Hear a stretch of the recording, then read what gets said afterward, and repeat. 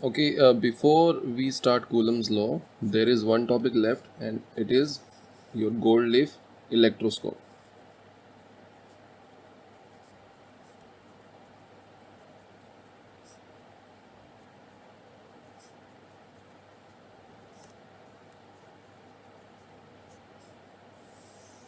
Okay, it is a device which is used to detect current in an object.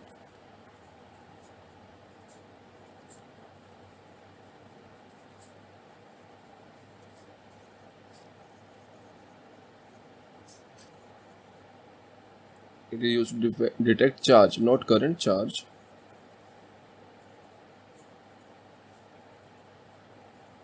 in an object. Like whether the object is positive charge or negative charge. If the object is neutral, even we can tell that the object is neutral. And it cannot tell you whether the object is positive or negative. It only tells you that it is charged.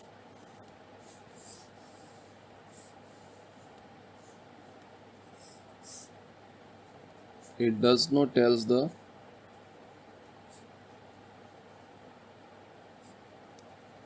sign of charge.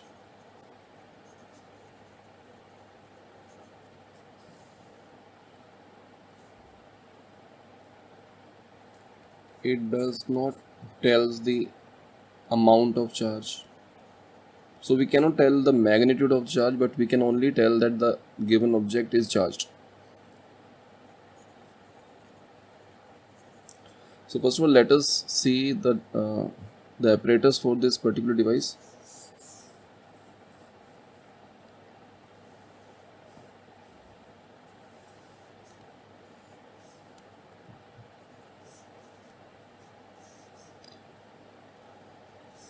It include a box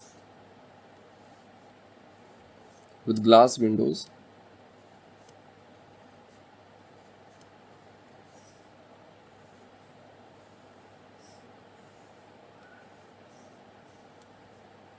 and there is a conductor.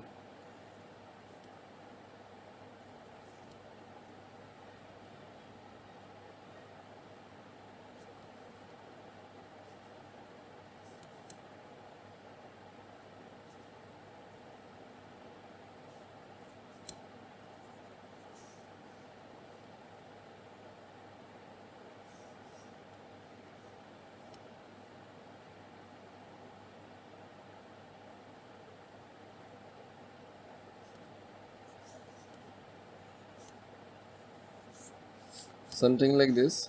So this is the conductor, or you can say it is a conducting rod, and there and in the portion which is inside this box,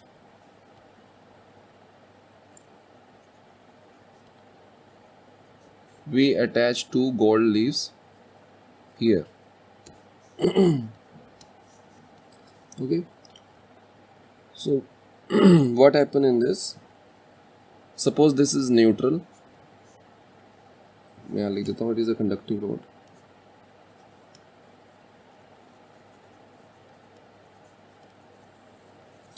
And this is your box with glass window, and these are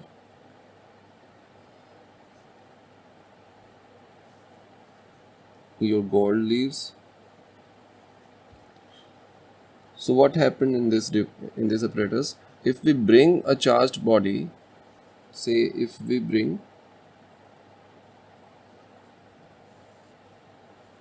a charged rod, say we have some positively charged your glass rod. So what happens? This is neutral and this is glass, this is positively charged. So the electron will transfer from the conducting rod to this glass rod. Or you can say there is an induction. Since it is not conductor, there will be an induction of charge, and the negative charge will accumulate on the top portion, and the positive charge will accumulate on the bottom portion.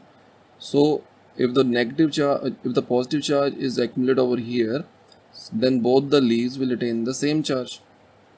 So let me write it. When we bring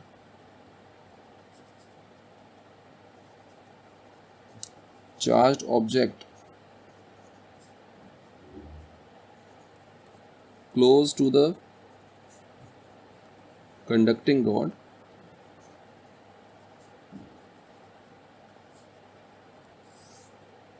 neutral conducting rod, there will be induction of charge.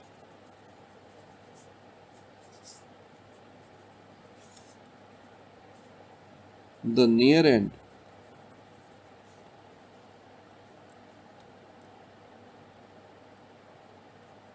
attains charge opposite to source charge,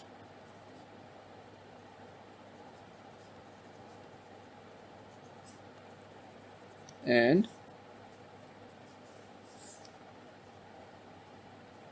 bottom end where gold leaves are attached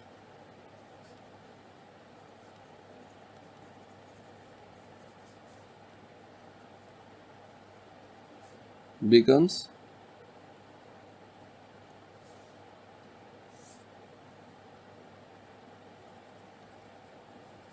charged with the same charge as the source. With the same charge as the source. So the source charge is this. It is positive, it becomes positive. So what happens?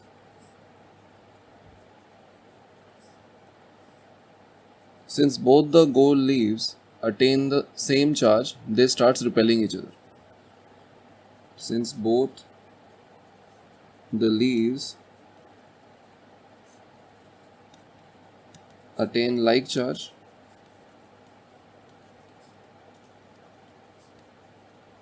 and they tend to repel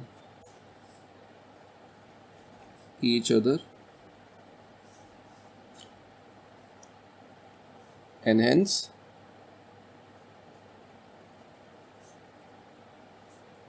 we can find out that an object is charged. One more thing, the extent of separation between the leaf.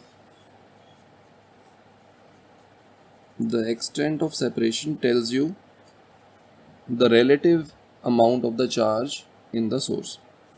The extent of separation indicates relative strength of the charge in the source. Okay.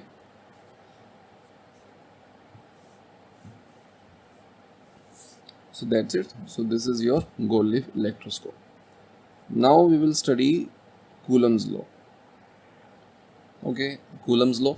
Like around the year 1785, Coulomb carried out an experiment in which he found a relation between the forces existing between the charged particles. So we can say around the year 1785, Coulomb experimentally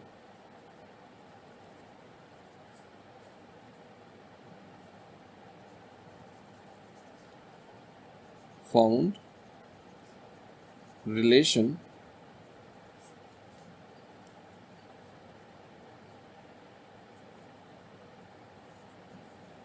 between force existing between the charged particles, between electrostatic force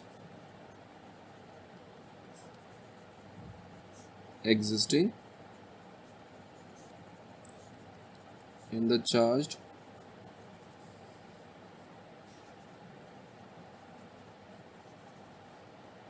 particle and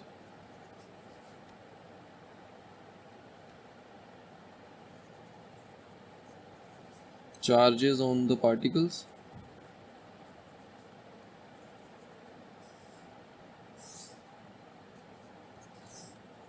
and distance of separation between them.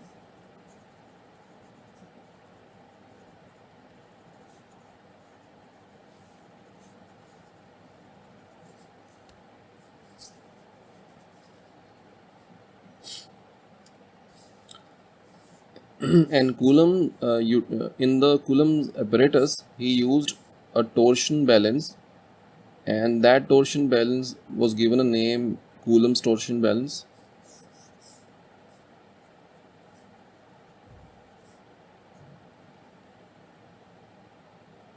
He used Coulomb torsion balance. So what is the torsion balance?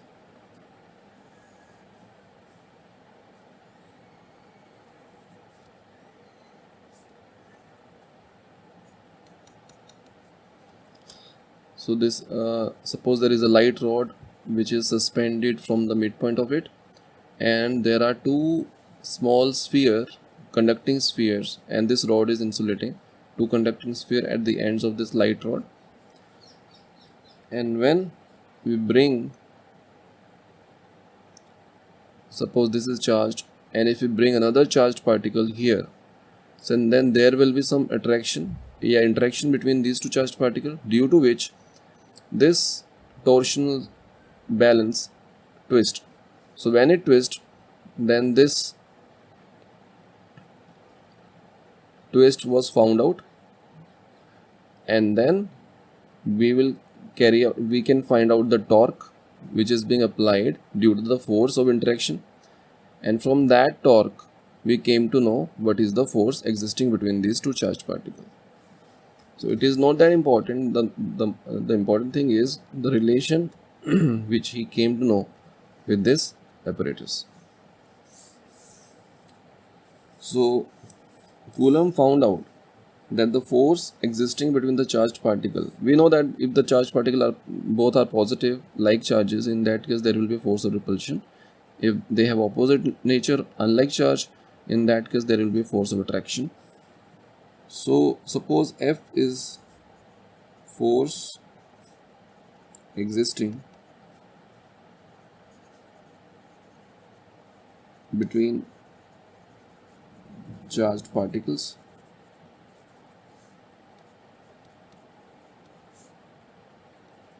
So let me draw the diagram.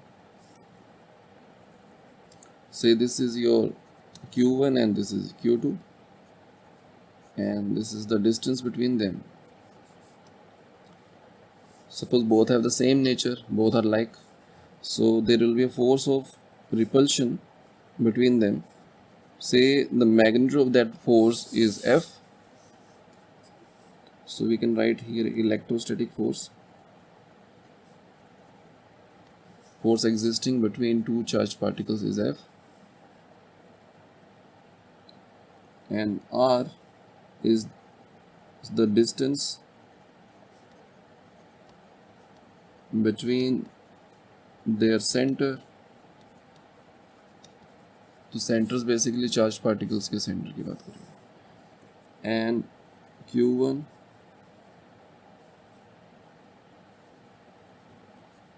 charge on first particle and Q2 is charge on second particle. So Coulomb found out that this force is directly proportional to the Q1 and force is directly proportional to the Q2, and force is inversely proportional to the square of the distance between the two charged particles. So when he clubbed these relations together, he was found out that it is Q1 Q2 by R square. So the force is directly proportional to this thing.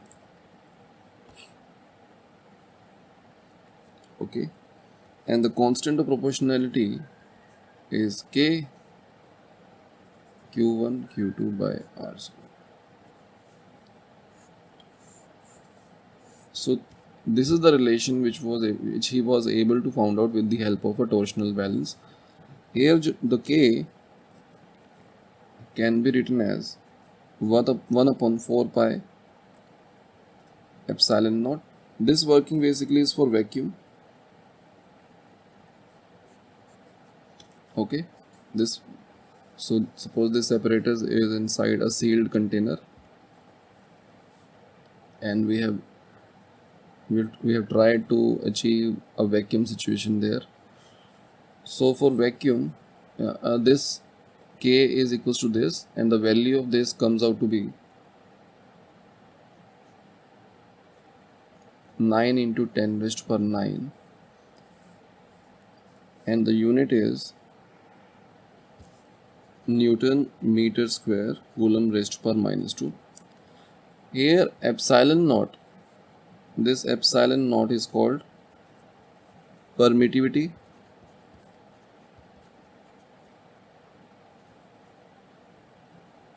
Permittivity of free space. Free space means vacuum, and its value is 8.85 into 10 raised per minus 12, and the unit will be coulomb square Newton inverse meter raised per minus 2. Okay, so let us see what is permittivity.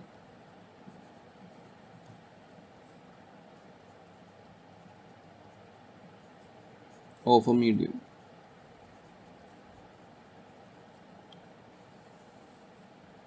Okay, so it is the ability of the medium to store electric energy in the form of electric field. It is the ability of the medium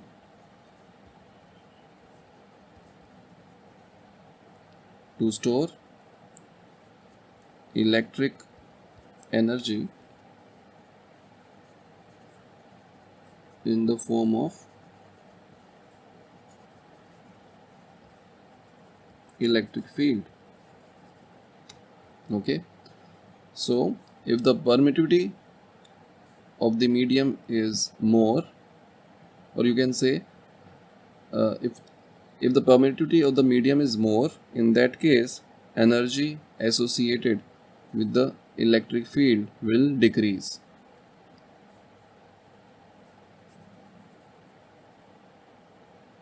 And it is denoted with the symbol epsilon. If it is less, if the epsilon is less, then energy stored will be less.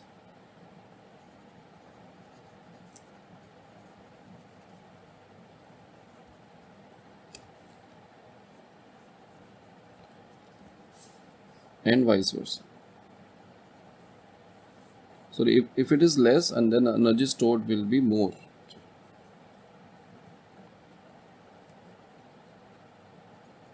And vice versa. Okay, तो आगे हम study करेंगे like your electric field is inversely proportional to the epsilon, and so if we change the medium, or if we increase the permittivity of the medium, in that case the electric field at every point in the space will decrease. If we increase the permittivity, electric field will decrease, so the associated energy with the electric field will decrease. So here we can say your electric field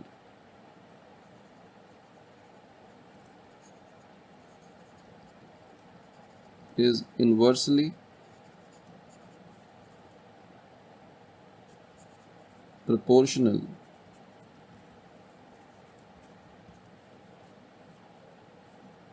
to permittivity. So if epsilon is decreased,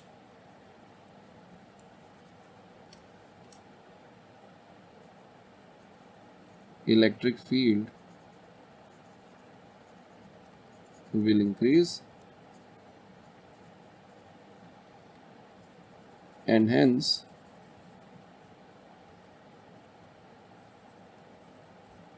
energy associated with it also increases.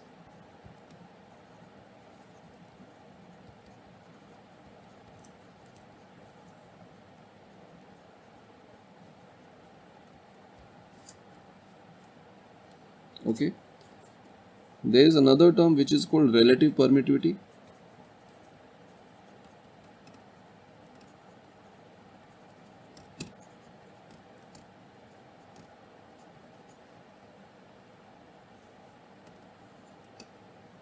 It is denoted with the letter epsilon with the subscript small r, or you can also write it with capital K. Okay, इसको dielectric constant भी बोलते हैं medium का. जो K है it is also called dielectric constant of the medium. So relative permittivity epsilon r, basically it is the permittivity of the medium, ratio of the permittivity of the medium divided by permittivity of the free space. So here I can write epsilon upon epsilon naught, or from here you can say your epsilon is equals to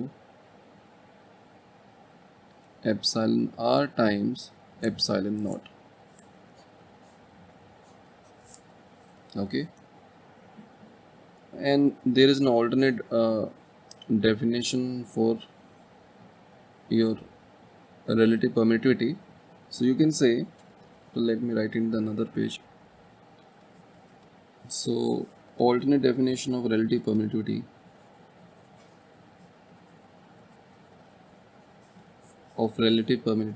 is, it is the factor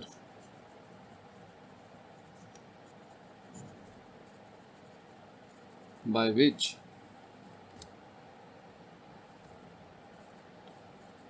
electrostatic force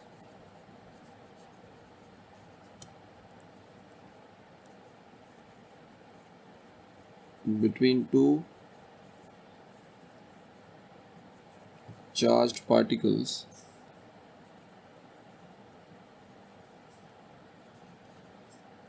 get reduced as compared to force in vacuum.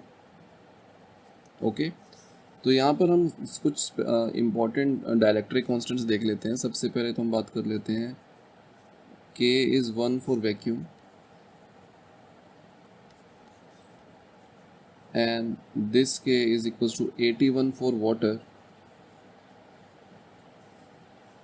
and this K is equals to infinite for your metals.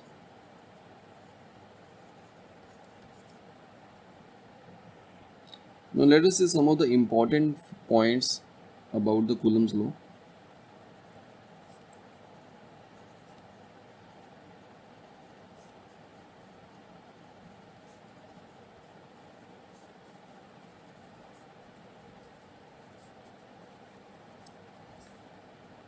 So first, it is applicable only to point charges.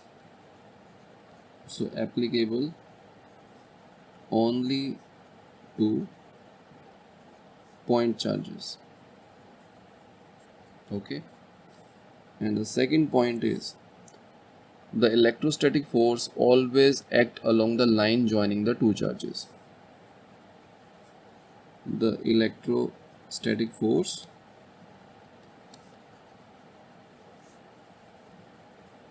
always act along the line joining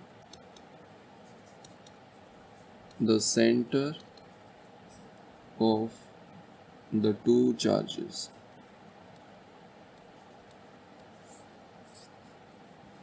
Okay, so यहाँ पे diagram बना लेते हैं. Suppose these are two charges, point charges, and this is the distance between them. So this is q1 and this is q2. So this is your F on 1 due to 2, force on 1 due to 2, and this is the force on 2 due to 1, something like this. Okay, so this force will act along this line joining the center of the two charges, and these two forces forms a action and reaction pair as per Newton's third law. These forces form action reaction pair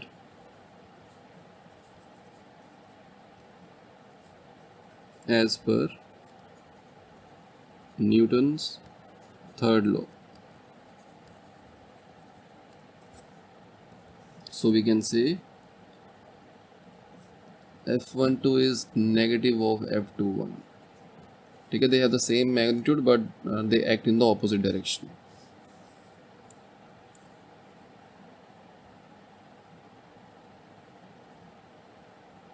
Another point is this electrostatic force is conservative in nature.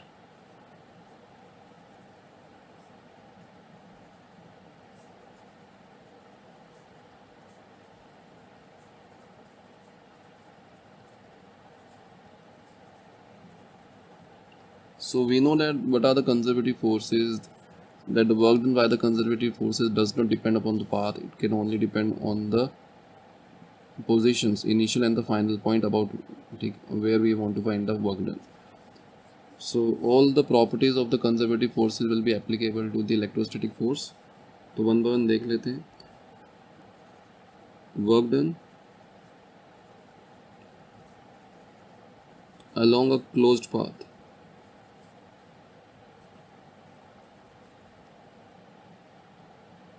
by electrostatic force is 0.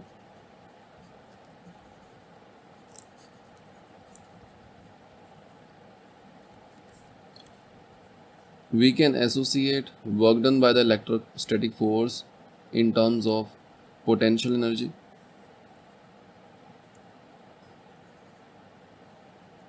Work done can be associated with change in electric potential energy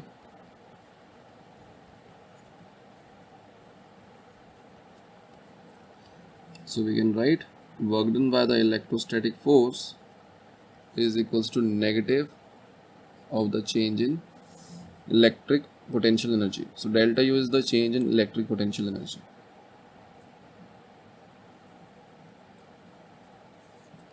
And the fifth point, if you see like the force act along the line joining the two charges, so the angular momentum of one charge about the center of the other charge is conserved because there is no external torque. Since there is no external torque about the center of charge, then angular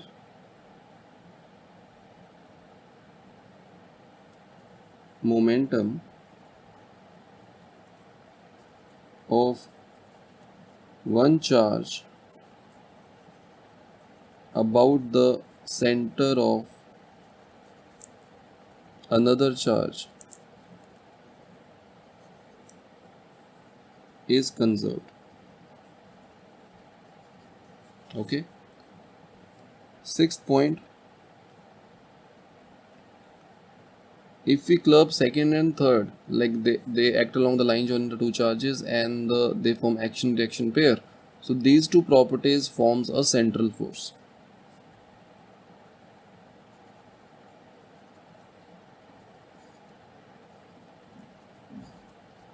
जो point number 2 and 3 are necessary for central force. So we can say the electrostatic force is central in nature. Therefore, electrostatic force is central in nature.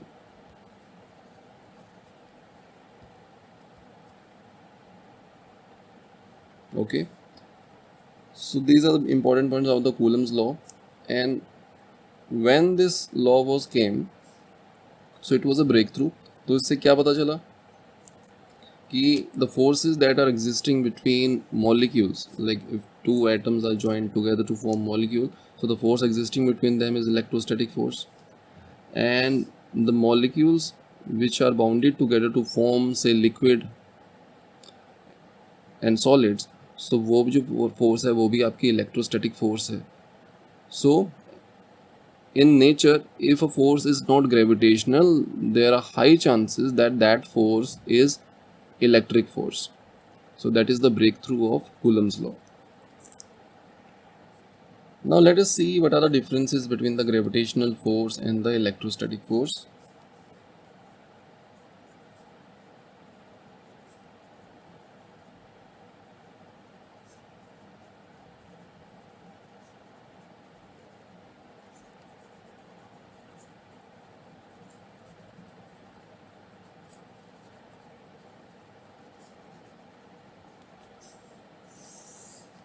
Okay, so before that, let us see the order of magnitude of these two forces, like how they are related to each other.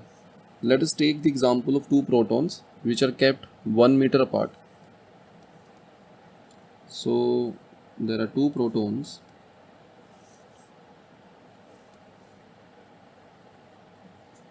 which are kept 1 meter apart. Okay, let us find the force of gravitation as well as force of electrostatic force between these two protons. So the force of gravitation will be G, that is 6.67 into 10 raised per minus 11, into mass of the proton, that will be 1.67 into 10 raised per minus 27 square, upon the distance between them का square, that is 1 square, and this thing will comes out to be 18.6 into 10 raised per minus 11 and minus 54.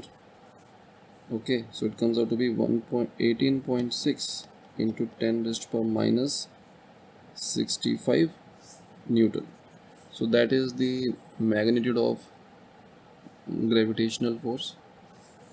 Let us see the Coulomb force or electrostatic force.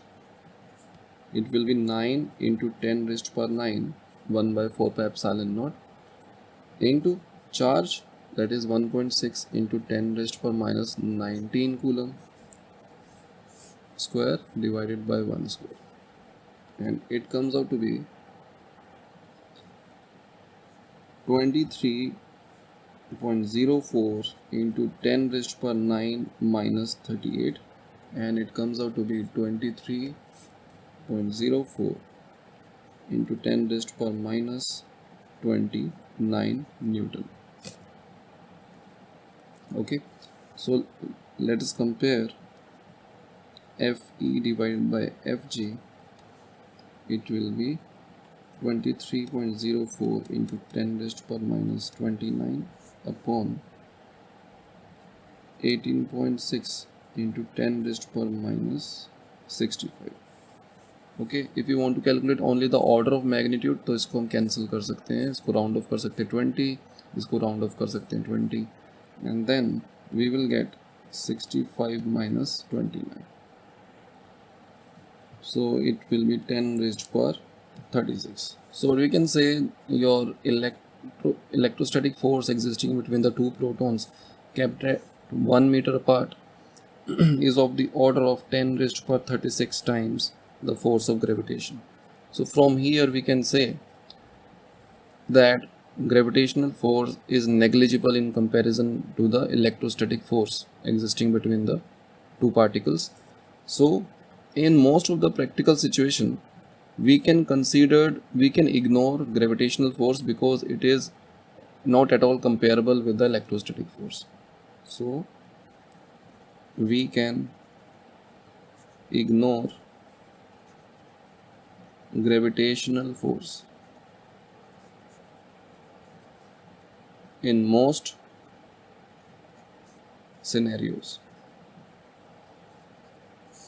when we are dealing with electrostatic force.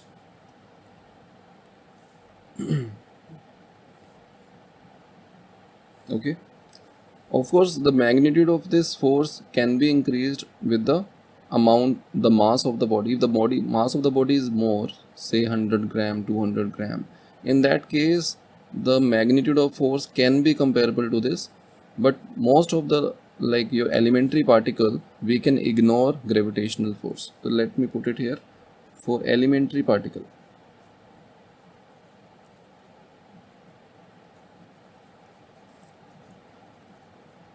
okay, we can ignore, for example, electron, protons.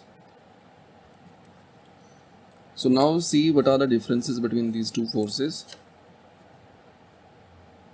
So here we write electrostatic force.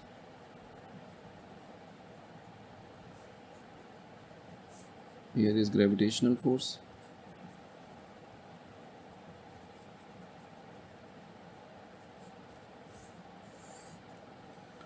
So first, electrostatic force is a strong force.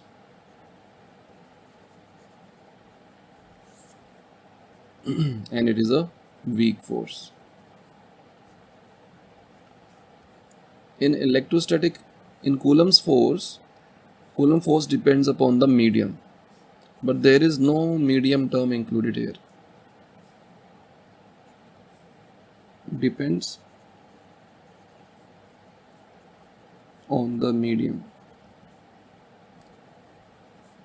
It does not depend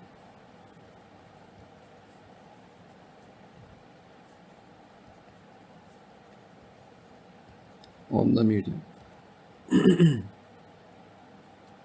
Electrostatic force can be attractive as well as repulsive, but it is always attractive.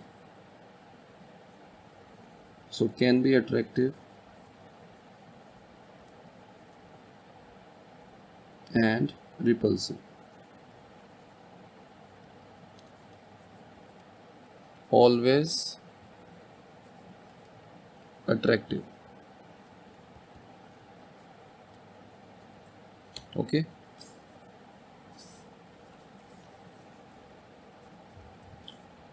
Gravitational force is responsible for building up of large amount of masses in nature. For example, planets, galaxies.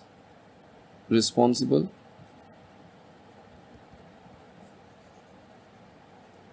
for building up of large mass. Example, planets,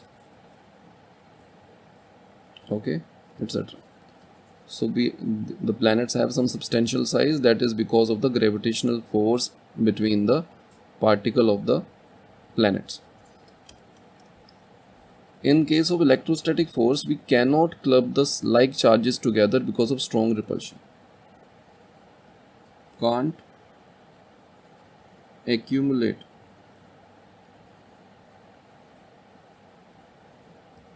like charges together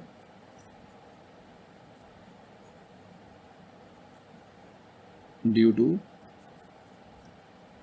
strong repulsion between them. So that is the reason most of your these bodies are electrically neutral. Therefore,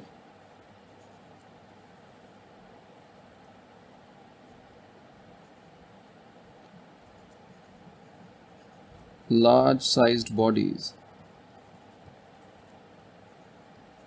like planets are electrically neutral. Okay, so these are differences between electrostatic force and the gravitational force.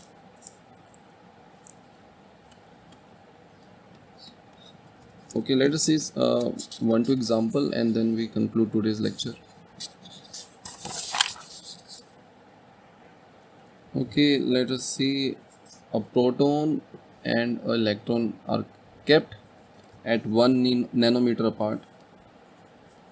A proton and electron are kept at 1 nanometer apart. Find the force of attraction between them.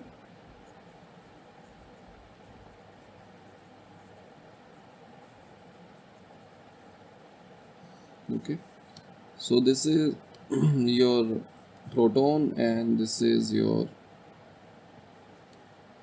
electron, and they are kept 1 nanometer apart, and there will be a force of attraction between them. Say this is F and this is F. So F will be K E square divided by R square, and it will be 9 into 10 raised to power 9 into 1.6 into 10 raised to power minus 19 coulomb square divided by R. So 1 nanometer is 10 raised to power minus 9 meter, so it will be this, and it comes out to be